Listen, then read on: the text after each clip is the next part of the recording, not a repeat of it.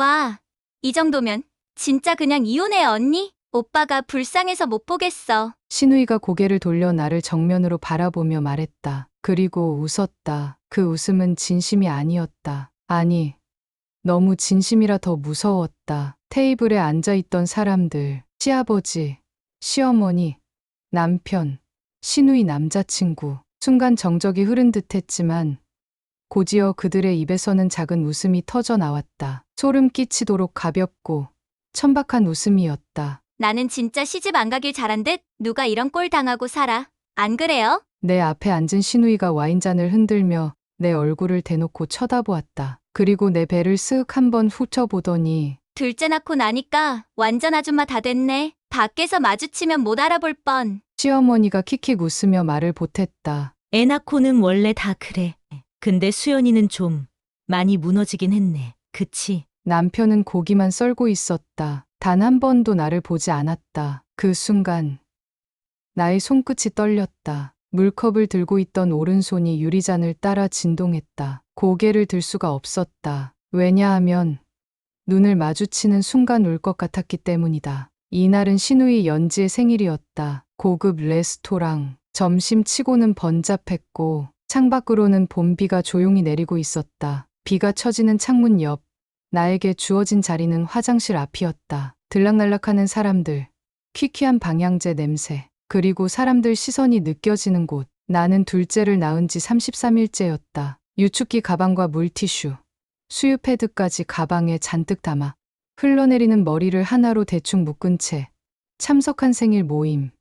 초대는 받지 않았지만 안 오면 서운하다는 남편의 말에 억지로 왔다. 한 끼라도 따뜻하게 먹을 수 있을까 기대했지만 그 기대는 신우이의 첫 마디에 무너졌다. 살림이 이 모양이면 그냥 이혼해요. 오빠랑 애들만 불쌍하지 뭐. 그 말에 남편은 아무 말도 하지 않았다. 아니, 그는 그날 내 편이 아니었다. 내 가슴 안에서 뭔가 끌어올랐다. 정확히 말하면 참아야지 하는 감정과 이대로는 안 된다는 감정이 동시에 싸우고 있었다. 애들 보기 안 좋잖아. 그 정도면 수연 씨 정신 상담이라도 받아야 하는 거 아니야? 신우이 남자친구가 쓱 말을 얹었다. 그리고 신우이와 눈을 마주치며 피식 웃었다. 그 웃음은 정말 치욕스러웠다. 그 순간 나도 모르게 다리 밑에 놓인 유축기 가방을 세게 움켜쥐었습니다. 손톱이 손바닥을 파고들었어요. 아프다는 감각조차 없을 정도로 감정이 뒤섞여 있었습니다. 그걸 지켜본 시어머니가 다시 입을 열었습니다. 우리 연지 말이 좀 세긴 해도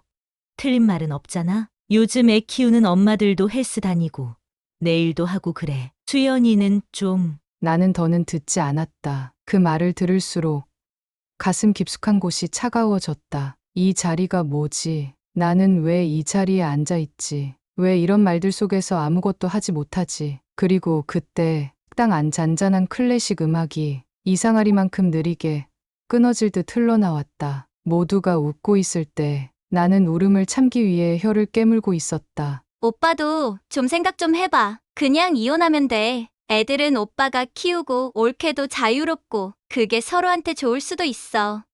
결정타였다. 신우이는 또 웃으며 말했다. 진심 반, 비아냥 반. 그 웃음에는 아무런 존중도 없었다. 시아버지가 고개를 끄덕였다. 뭐, 그럴 수도 있겠지. 요즘 세상에. 이건 회유도 조언도 아니었다. 그냥 집단 조롱이었다. 나는 아무 말도 하지 않았다. 그냥 고개를 숙인 채 다시 물컵을 들었다. 그 물컵 안에 흔들리는 물이 마치 내 마음 같았다. 지금은 아니야. 지금 말해도 소용없어. 하지만 이 기억은 절대로 잊지 않겠다. 내 안에서 무언가 천천히 쌓여가고 있었다. 정확히 말하면 반격의 뿌리 같은 감정이 자라나기 시작한 순간이었다.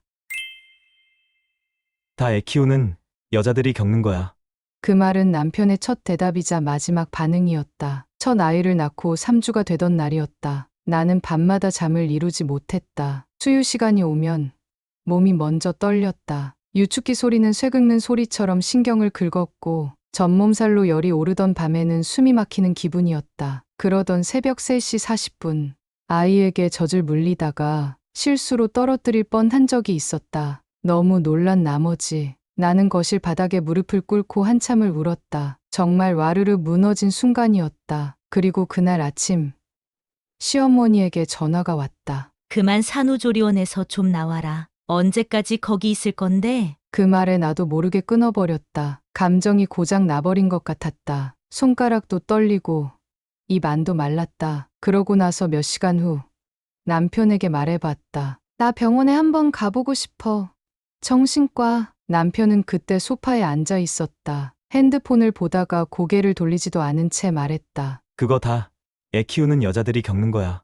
그 말이 얼마나 차가웠는지 아직도 생생하다. 그 뒤로 나는 그 어떤 말도 하지 않게 됐다. 그 시절 친정엄마는 우리 집에 자주 오셨다. 나는 괜찮아.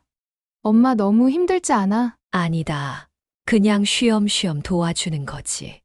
엄마는 언제나 조용했다. 아침에 오셔서 말없이 밥을 지었다. 나를 위해 따뜻한 미역국을 끓이고 전몸살에 짓눌린 가슴에 뜨거운 수건을 조심스럽게 얹어줬다.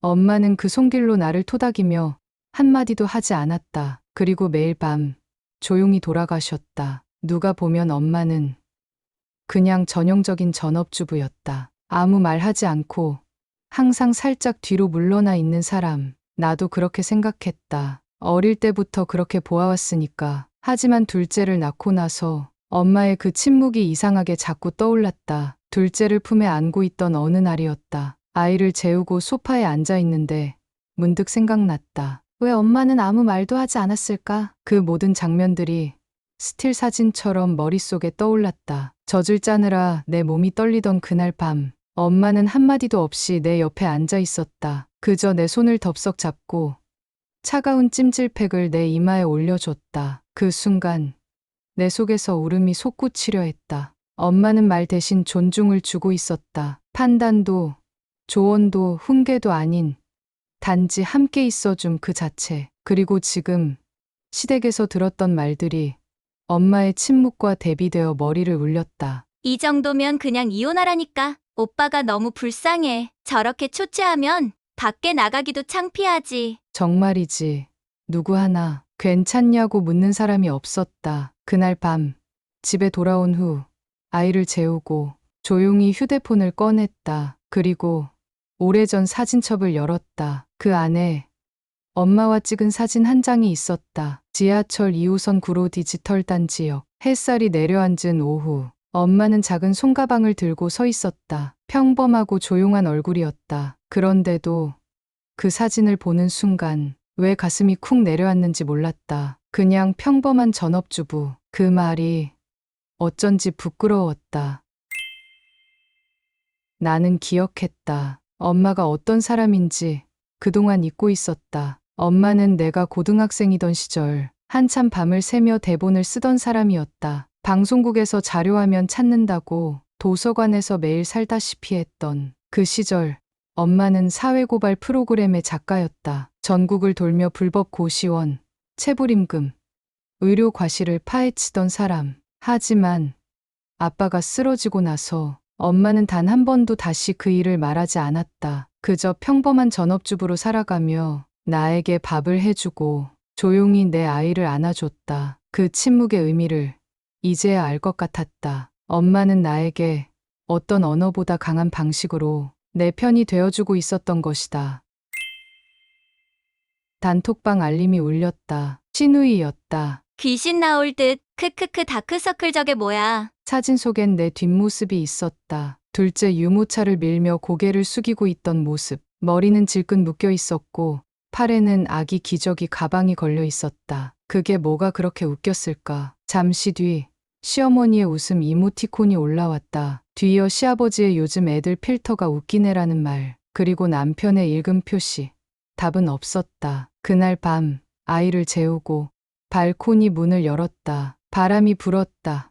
어둡고 축축한 공기. 이상하게 내 기분 같았다. 불빛이 드문드문 새어나오는 아파트 단지에서 나는 아무 말도 없이 30분을 서 있었다. 휴대폰을 들고 확인한 단톡방 사진이 화면 위에 아직도 떠 있었다. 귀신 나올 듯. 나는 도대체 뭐가 그렇게 잘못된 걸까? 애를 낳은 게 죄일까? 살림을 못하는 게 죄일까? 꾸미지 않는 게 문제일까? 내 존재 자체가 불편한 걸까? 그 순간 진동, 엄마였다. 받을까 말까, 그냥 넘기려다.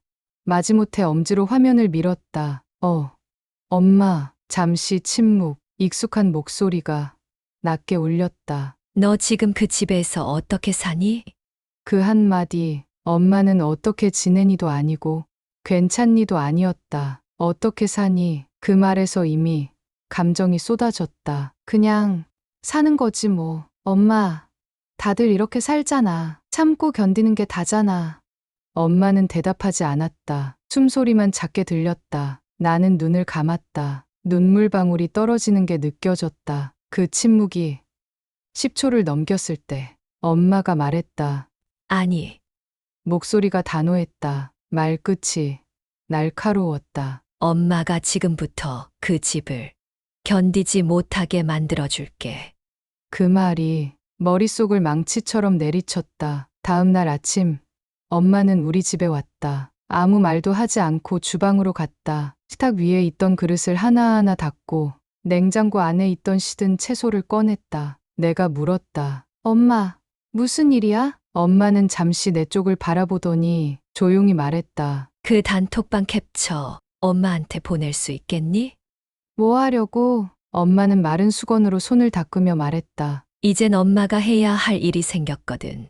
그 말이 왜 그리도 낯설었을까? 엄마는 늘 조용한 사람이었다. 항상 내 뒤에 있었고, 결정을 대신하지 않았고, 한 번도 시댁에 불쑥 찾아오지 않았던 사람. 그런 엄마가 지금은 전혀 다른 얼굴을 하고 있었다. 엄마는 며칠간 아무 말이 없었다. 대신 매일 아침 우리 집에 왔다. 오전 8시, 내가 모유 수유를 끝내고 지쳐 있을 때 엄마는 들어와 조용히 설거지를 하고 아이를 재웠다. 그러다 어느 날 엄마가 작은 종이 봉투를 내밀었다. 열어보니 명함이었다. 정의원 작가. 전 KBC 방송국 시사고발팀 메인 작가. 바로잡겠습니다. 불편한 진실. 시리즈. 나는 말문이 막혔다. 이게 뭐야? 엄마는 웃지 않았다. 그 표정은 진지했고 단단하게 다져진 결심이 서려 있었다. 엄마, 다시 그 일 시작하려고 해. 이야깃거리는 바로 너. 그리고 그 집이야. 엄마, 그건 너무... 아니야. 너는 아무 말 하지 마. 이번엔 엄마가 말할 차례니까. 그날 밤 나는 처음으로 남편에게 말했다. 당신 그 단톡방 봤지? 남편은 아무 말 없이 고개를 끄덕였다. 왜 아무 말도 안 했어? 그냥 농담처럼 들려서. 내가 농담이었어? 그 말에 남편은 아무 대꾸도 못했다. 나는 그 모습이 더 싫었다. 그 무반응, 그 무감각, 그 모든 침묵이 나를 죽이고 있었음을 이제야 알았다. 친정엄마는 조용히 폭풍을 준비하고 있었다. 그리고 나는 알 수 있었다. 곧 그 집에 잔잔했던 정적이 깨지게 될 거라는 것을. 그 처음은 엄마의 단 하나의 문장으로부터 시작됐다. 엄마가 지금부터 그 집을 견디지 못하게 만들어줄게.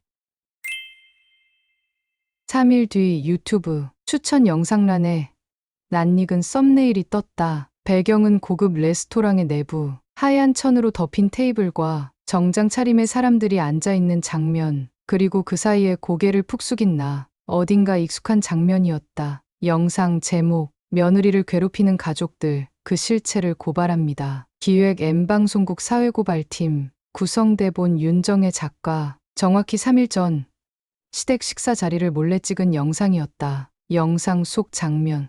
신우이의 음성이 또렷했다. 나 시집 안 가길 잘했어. 저렇게 망가져선 못 살아. 오빠도 불쌍해. 저건 진짜 아닌데. 곧이어 시어머니의 웃음소리, 애 낳으면 원래 망가지잖아. 그치? 그리고 시아버지의 말, 저래가지고 밖에 나가기도 민망하지. 그리고 아무 말 없는 남편, 입을 꾹 다물고 고기만 자르던 장면, 내 뺨이 희미하게 떨리는 모습까지 잡혀 있었다. 영상 말미, 카메라는 조용히 아이를 재우는 내 모습을 보여줬다. 전몸살에 젖은 옷, 벽에 기대어 눈을 감은 모습, 그리고 발코니에서 멍하니 서 있던 내 뒷모습. 화면이 어둡게 전환되며 마지막 자막이 떴다. 약한 척했던 이들의 삶은 단단히 다져진 품격이었다. 영상 하단 댓글은 단 몇 시간 만에 폭발적으로 늘어났다. 저거 실화 맞아?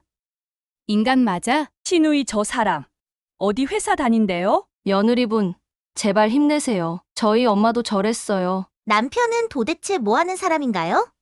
말도 안 해? 저 엄마분 대박이네요. 제 인생 롤모델입니다. 신우이 회사에선 그날 오후 바로 입장문을 요구했다. 사생활 유출 및 회사 이미지 훼손 관련 조사가 시작됐고 결국 신우이는 조용히 책상을 빼야 했다. 다음 날 시어머니는 동네 마트에서 유튜브 나왔다면서요? 그 집이 그 집이었구나. 뒷말을 듣고는 얼굴이 시뻘개졌다고 했다. 그날 저녁엔 직접 방송국 앞까지 찾아가 항의하겠다고 갔지만 되려 언론사 취재 기자들에게 얼굴이 찍히고 영상 속 당사자 어머니로 온라인에 노출됐다. 남편은 처음엔 침묵했다. 아무 말 없이 휴대폰을 꺼놓고 회사에 출근하고 밤늦게 들어왔다. 하지만 영상을 본 회사 동료와 SNS 메시지를 본 지인들이 하나둘씩 괜찮냐고 연락하기 시작하면서 표정이 무너지기 시작했다. 너도 같이 조롱했잖아. 내 말에 남편은 대답을 못했다. 난 그냥 그게 분위기인 줄 알았어. 다들 웃길래 웃은 거지. 그래. 그 분위기가 날 죽였어. 그 말에 남편의 눈이 처음으로 흔들렸다. 그날 밤 그는 친정집으로 찾아왔다. 현관 앞에서 무릎을 꿇었다. 어머니, 죄송합니다. 정말 몰랐습니다. 제가 제 가족을 바로 보지 못했어요. 엄마는 아무 말 없이 앉아 있었다. 식탁 위에 놓인 방송대본 원고에 빨간 펜으로 체크를 하고 있었다. 어머니, 제발 영상만 내려주세요. 회사에서도 말이 많아요.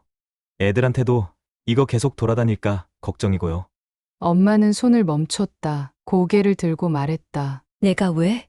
남편의 얼굴이 하얗게 질렸다. 아무 말도 안 하고 있었을 때 너희는 아무 일도 아닌 줄 알았지. 그런 의도는 아니었어요. 그게 문제야. 의도가 없었어. 관심도 없었고 배려도 없었어. 엄마의 목소리는 평소보다 낮았지만 묘하게 울림이 있었다. 내 딸이 죽지 않고 버틴 게 기적이야.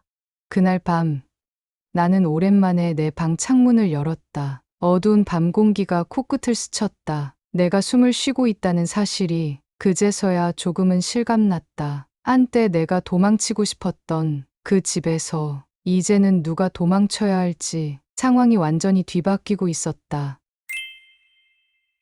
봄비가 멈추고 맑은 햇살이 공원 벤치 위를 조용히 비췄다. 아이의 손을 잡고 천천히 걷는 이른 오후. 흙냄새가 아직 짙게 남아있고 분홍빛 벚꽃이 바람에 잎을 흩날리고 있었다. 내 옆에는 이제 더 이상 텅 빈 마음도 꾹 누른 한숨도 없었다. 내 손엔 아이가 있었고 내 발밑에는 내가 선택한 삶이 있었다. 그날 이후 많은 게 바뀌었다. 남편은 자발적으로 상담을 시작했고 시댁과의 거리도 정중하게 조정됐다. 가장 극적으로 변한 건 엄마였다. 한 케이블 방송의 인터뷰 장면, 타이틀, 자막, 당신은 왜 익명으로 영상에 참여했나요? 카메라 앞에 앉은 여성, 긴 머리를 단정히 묶은 채 검은 셔츠에 회색 스카프를 두르고 있었다. 윤정혜 작가, 66세. 자막이 떴다. 그리고 기자는 물었다. 평범한 전업주부로 보이셨습니다. 언제부터 방송작가로 활동하신 거죠? 엄마는 웃지 않았다. 천천히 고개를 끄덕이며 말했다. 결혼 전부터요.